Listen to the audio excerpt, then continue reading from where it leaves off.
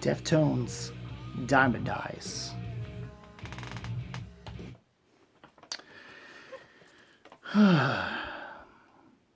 As you've heard a little bit on the title track itself, which was not the first thing I wound up eventually hearing from this record.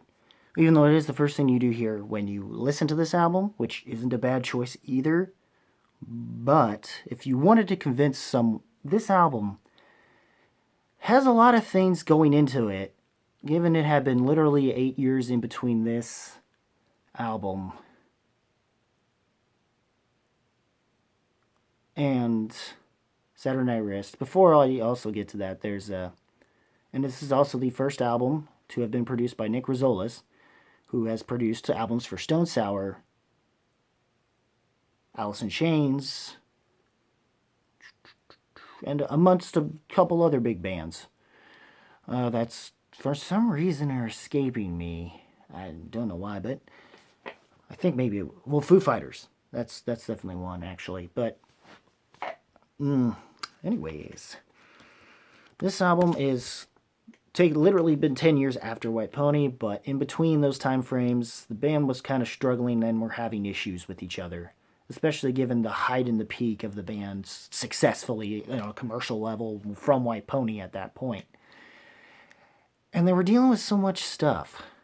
And the band, to the point where they recorded separately from each other through digital means, because they were one of those bands that really promoted the whole digital idea as opposed to analog, though they weren't against using certain gear analog wise, even though Stephen Carpenter, which by the way, had mostly started with the 6 strings of some kind of Ibanez or Schecter guitar of some kind before he went on and formed his own, started going into 7 strings, 8 strings, 9 strings, which by this point is more like 8 strings than 9 strings, given the heaviness of some of the guitars within this album. The production is a little... Nick Rizolis is apparently known to have sort of flat kind of production, though, from what I've heard about him. No, unless I'm confusing him with a different producer, but I think Rizolis wound up producing the Code Orange record, which I thought was which I thought is phenomenal, by the way. I know the co-producer that also did that last record, but I talked more about that in that review. Go check that out for Underneath. I have it right there. This is my good pot. I just have to redecorate eventually. But anyways, this, when it comes to Deftones, this would be the sensitive album. First with Nick Rizolis, producer, aside from Kono Yokan. My Japanese is terrible, because I know it's Japanese for something. But this record, there was a point where Deftones lost a lot of people, it seemed, with Saturday Night Wrist, even though personally, I think despite at least one specific track and some other tracks being a little... I do feel as though what issues they had did plague them in those 2 records, even though I do think production-wise, I really, really do like what they did give us with Saturday Night Wrist a little bit, especially with the songs that we were given for singles in Hole in the Earth and Cherry Waves. And there's a Hole in the Earth, which basically was about Chino, which at that time was about Chino's issues there with the band. I mean, like he said in that song, I hate all my friends, they all attack sometimes. Just how they went, there's a hole in the earth, there's a hole in me, I mind. That's kind of sums up exactly where the band was going, seemed like they were going. And they were in such a dark, aggressive place. And it wound up showing in what would become Euros. Unfortunately, that album has never saw the light of day. They seem to have finished it. I don't know if Chi got to finish his parts, because around a certain time of the sessions, or at least maybe after his parts might have been done, he, in a car accident had happened that resulted in his that resulted in him going into a coma for a very long period of time. and they eventually did a charity thing with a bunch of other big acts that were involved around that time frame, including members of System of a Down, and I think Rage, even Tom Morello was involved in this thing for the Chi or something. And then and it just, and then after, and it, I thought, and it, from what I had heard and I originally remembered, I did not realize that Adult Swim had said something about him one time, and I didn't really click to me at the time. But in short, I believe it wound up being shortly after he wound up. It was more just what happened to Chi and what he was going through to where they couldn't really do anything with him. So they basically decided to hold, instead of continuing, they kind of finished it, but they, instead of releasing Euros, they didn't feel like that it was a good idea to do that for Chi, and the band just decided to move on. Instead of releasing it, they just chose to move on. They found Quicksand, fellow and local band, and Quicksand, and another post-hardcore oriented old metal band that also somewhat inspired Deftones sound, besides kind of Hum and Smashing Pumpkins and Radiohead and whatnot, as well as what Tool, and release amongst the bands that were also inspired by your Tools, your Rage Against the Machines and whatnot, and any other band that was kind of around that time frame in LA that might have influenced a lot of other, and anything that might have been Bay thrash area a little bit, that influenced them in the, but it's more the Jane's Addictions and Faith No More, your Tool and whatnot. Those bands were what influenced those guys, and it was, and Sergio Vera, the bassist from that band, wound up having to fill in for Chi, believing that he was going to get better. And boy, did he fill in for them. And fill in for them. And what's also interesting about this band is that if you want a band that's basically multiple different, ethnically all over the place, this is that. This band is that. Chino is like, heck, then bassist Chi Chan was Asian, was represented Asian, more of the Asian side of culture, and the whitest person in the band was pretty much the drummer. They had their turntable list was essentially black, was essentially African American. Or at least he was the only one up until Sergio Vera, I think, wound up coming in and filling in. And his bass, or at least I think it's his bass and not Stephen Carpenter, though. Stephen Carpenter, I think, is the only other white. Actually, then again, Stephen Carpenter's kind of white, but I think he has some Latina in him, too. I'm not sure, but by this point, this record, I just liked it at the first time, but over time, the album holds up a lot more than I thought it did. But it works much better if you go through their discography in order. And that's why this album works and slaps as well as it does. It's because of the way this album, the plan for this record was to go Around the Fur kind of aggressive, but they wanted a more optimistic thing. So Around the Fur more in the sense of lyrically being more, or in feel being more kind of like Around the Fur, but in that more head up kind of way of optimism. As I say more in that record, but this was supposed to be more closer in line to that, but still kind of maintaining some of those more post-rock shoegazy elements, these and dream pop elements, more centered around that as opposed to their more hip hop, as opposed to the more trip hop, glitch hop influences they had, or at least that sort of element. And and more on that atmospheric stuff and being that more rock metal centric in the same way that Around the Fur would be.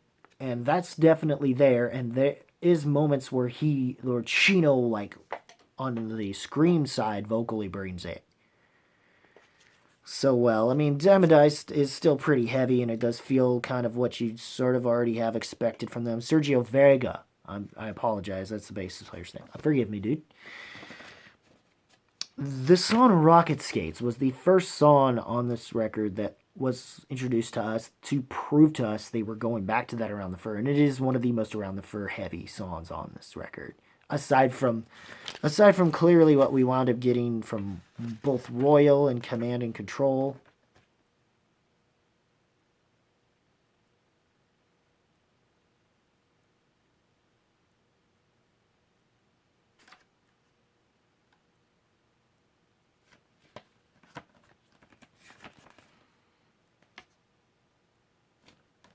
Royal was like, and just him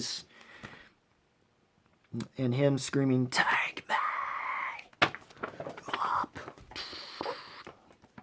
and that riff the whole time with that one is just super. Like, this is the album I would like. It took this record and then Kono Yoken for me to like look back on White Pony.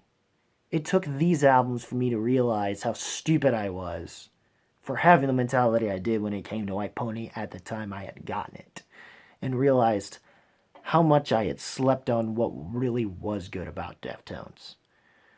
To a point where I did, and then slowly but surely, those albums in between Diamond Eyes and White Pony, I eventually learned to appreciate for what they were, even though I will still say those albums are not Deftones at their best. I would still rather listen to Adrenaline, and that album is a product of its time. A product of its time. But overall, I really did enjoy these albums. I mean, and Sex Tape is one I would definitely, if I were ever given a chance to have some mood music to get a girl, to maybe get a girl into just a night together. That song really does do it. But don't worry, I'm not planning on taping anything. I'm just planning on just playing the song. That's it. That's it. I mean, it's definitely a song that's kind of has that feel that's meant for it. It's of the softer tracks, aside from, aside from Beauty School, which Beauty School is great. It's still kind of heavy in a different kind of, and more and so, and it's just its groove. It's more just what Stephen brings these ambient cleans in. Do do do do do do do do do do do. That kind of melody, and then before Abe just brings it on the drums.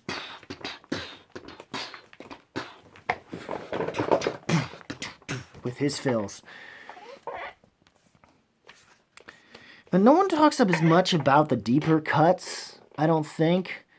But I think that they don't stand... For some reason, they have this weird thing to me that is probably why it's keeping me only in my top 3 and not higher than that, like most people would rather do between that and Kono Yoken. That it's... Or why I just have a thing for Around the Fur, and why I just love the production, the way that album sounds, and the tones that are on that record way more than this record, even though this... And more so because this record relied on the Around the Fur to get where it is. So, but it's in a way that still has its atmospherics of the White Ponyisms. This is the album I believe that the self-titled album should have been, or at least should have been the follow-up, and no one would have bitched as much. Even though that album has its merits and has some moments where they try to even do a first album Black Sabbath thing with that with like Death Blow or something, but regardless. And then your heavier moments besides Royale, Command and Control, the dun dun dun dun dun, and then you've seen The Butcher. Okay, for the Shimodan guys that have also gotten into music, if you've seen the Butcher Boys, they should have, even though you're only going to see them once, and because of this copyright bullshit that's going on YouTube, I'm advocating that okay, how do I do this? Like, I'd want somebody to take the beginning, if it's just instrumental, okay, do it that way if you need to with that, and put that to their intro coming in studio, and tell me it doesn't work. It does. It doesn't work. I'm not against the dungeon theme, by the way. You know, Dungeon Master's pleased with you, David B. But even you, if it's possibly somewhat of a Deftones fan, will probably might agree, might on the side agree with me about this. You know, it's just so. Oh man.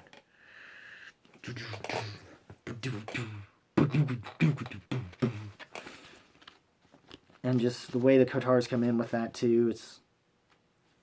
And Chino's vocals with "Don't wanna take it slow, I'm gonna take you home and watch the world explode from underneath your glow." And Beauty School following that up, and that has like probably one of the heavier riffs too. Prince is just, it's on some Ricketts type of thing. Like, it's very like Ricketts and Ilyaba or whatever the second track that was on this last On Around the Fur was. That kind of heavy, sort of heavy, like, it builds into his heaviness, and the chorus is what really slams it. And his screams is just, he's just bringing it. He's bringing the aggression. Shit on this. Between that and Command and Control, and probably the most progressive sounding ideas with that track, and then of course Rocket Skates.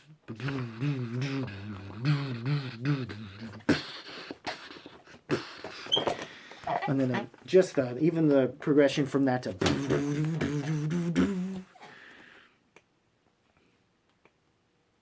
just the riffing on it's just so good. And Risk is definitely pretty good. I will say the last 3 tracks do lose itself a little bit. There's like some other covers. Initially, I thought it was supposed to be a Cher song, but it wasn't. Kind of bummed. Because if you think about it, Chino could pull it off. You know, and the band probably could pull off. If they could pull off Simple Man, of course they're gonna fucking find a way to pull off Simple Man. They could pull off Cher's Believe. Come on. I dare you, boys. I dare you. I know Chino at least could do it. I don't know how the rest of the band is gonna pull it. I think they can, because they're fucking Deftones. But anyways, 7/6 was, I think, one of the softer ones. This Place's Death is pretty heavy, and it's kind of this sort of a romantic song.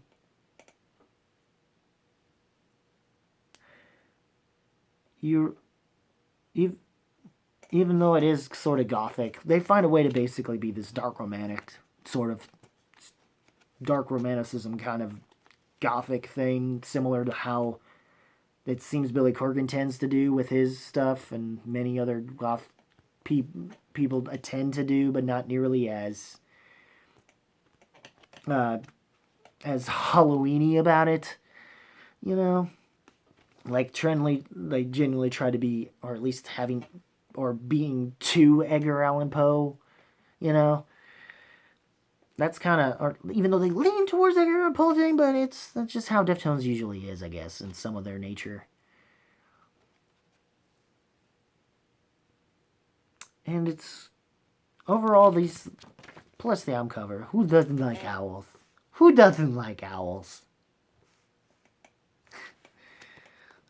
Unless you've had a bad traumatic experience, I apologize to you.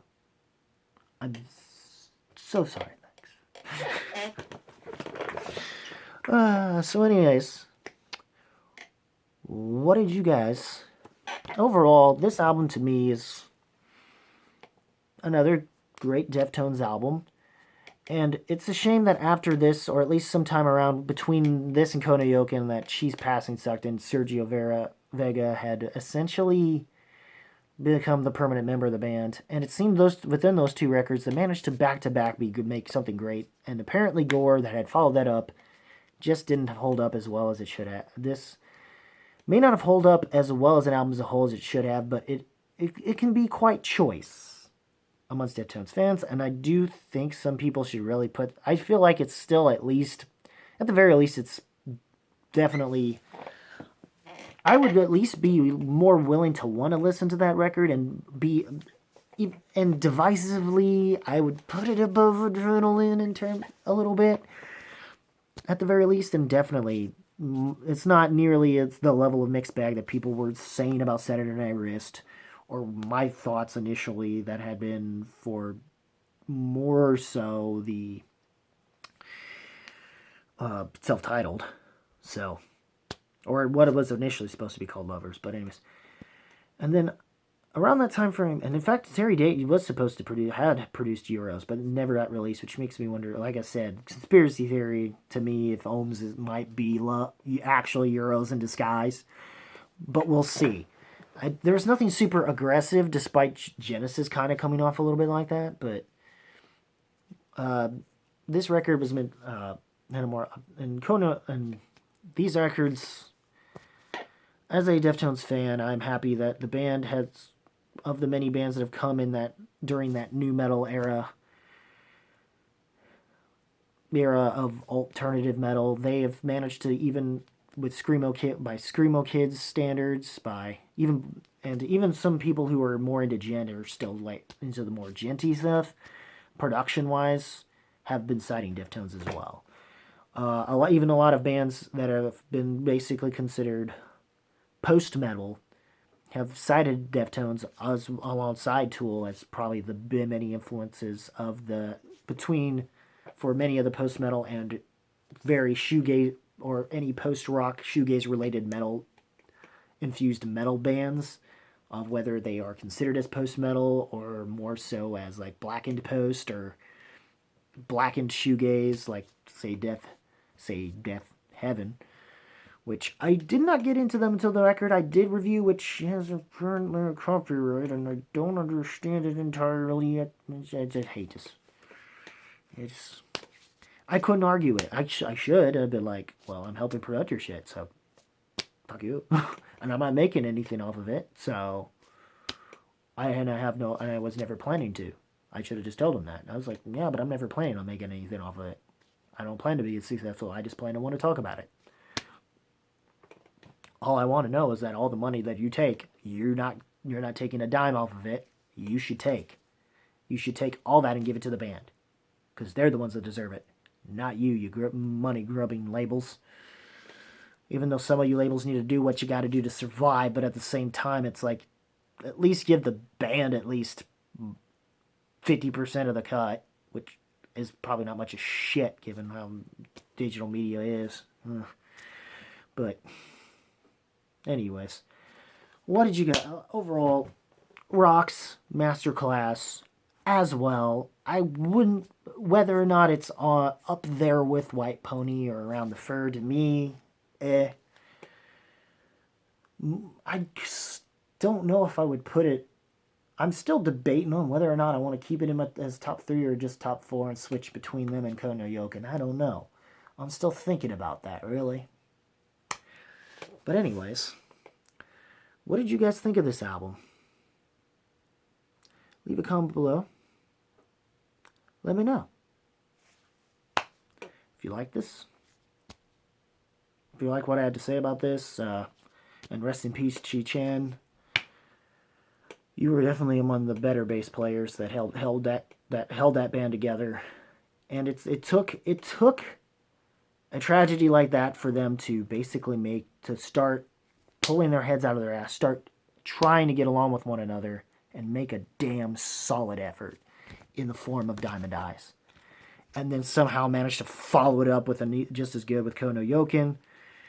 I don't know. Is there a chance that Ohms, given it's literally the start of the next decade, despite us wanting to just abolish 2020 completely, with the exception of some of these albums that I've had to listen to, that I do very much enjoy, and we'll eventually be talking a lot of those albums that I didn't get a chance to talk about in the past few months, since I think the last thing I talked about was Trivium. And I never got a chance to talk about any of the albums that happened in between, that happened before or in between, and I kind of feel like I need to do Redux of another album I finally got a physical copy of. That is still so far my number 1 record of the year, but I'm hoping that maybe, just maybe, Deftones might surprise me. I'm not feeling as surprised, but I like what I'm hearing. All I can say is, will it be at least be? I'll just be satisfied if it's better than Gore. I'd just be satisfied with that. I'd be even more satisfied if somehow just changed the game completely. I don't know if they've been at it so long at this point. This could be the make or break. Can they survive 2020 and give us something good, worth remembering for this year for? We'll see. Till then, we have our white ponies, we have our diamond eyes, our Konyo Yokins, our around the furs, so to speak. Yeah, I come back around the fur. So what? It's my preference. Album-wise, I mean. What were you thinking? I mean, come on. Come on. I mean, I know the song's about that, but still. Come on. Come on. But anyways, what did you guys think of this album? Do you like it more than White Pony? Did you hate it more? In fact, I still highly recommend this record in a way to being the album that will, between this and Kodo no Yokin back to back, to make you those who just think Around the Fur and Adrenaline are the best thing. It will make you rethink what you think about White Pony and why I managed to decide to put it up in my top list. I am dead serious about this. Granted, it could have used the same production as Terry Date, but I'm actually not complaining. I like what Gonzalez brought to the table. He's with this record and what he did with Kono Yokin, and there are definitely those certain heavy moments. They hit pretty hard. It is closest thing you're going to get to Around the Fur within the current stasis of Deftones that have still been dealing with those more ambient, atmospheric type things, but it somehow manages to be that, just packs that level of punch, and it's just that good, guys. Just give this, if you haven't had a chance to listen to a Deftones album in a while, aside from White Pony, aside from all those first three albums, and give this album a chance. You can go back to White Pony, and you might be able to even find ways and time to appreciate those other albums. Albums that I still find on the lower end, but and probably in doing so in turn make Adrenaline not age as well as you thought, but it still slaps for what it is as a product of its time. Just saying. On that, other than that, what do you guys think? Leave a comment below. Let me know what you guys have thought of this album. As always, keep it random, keep it real, keep it rockin'. And until Ohms, and until I finally get to the Black Sabbath marathon I'm planning on doing, I'll still doing the Schmodown Rocks. Should be coming up around Friday with that. Thursday, I'll probably be busy between uploading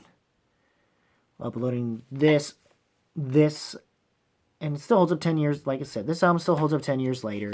I mean, there's a band that just recently I'm going to wind up talking about that came up with an album that's very reminiscent, that sonically goes for the Kono Yokin diamondized tone-wise in some places. Of a particular gent band, but genty type prog metal band of some sort, but yeah, or at least progressive metalcore of some sort. But anyways, we'll get to that album when we get to it. It's fun. But anyways, I've dragged this on. I don't know how to end a video. Whatever. What did you guys think? If you like this video, rock that like button with thrust if you must. Please hit the subscribe button, which I forgot to do in the last video. No darkness, my old friend. Anyway,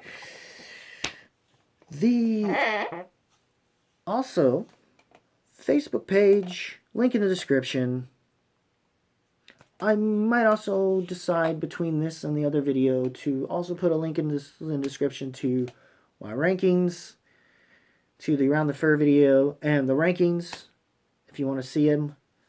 So, there's that as well. As always, guys, keep it, and again, for like the 300th time I've said it. Also, yeah, leave a like there if you follow me there, and You'll probably see me around a lot of other places. So until Holmes, until this bad boy comes out, or girl, no judge, either way. Keep it random, keep it real, keep it rockin'. I'm Tyler. This is Rockin' Movies with Tyler. And until the next video, take care, y'all.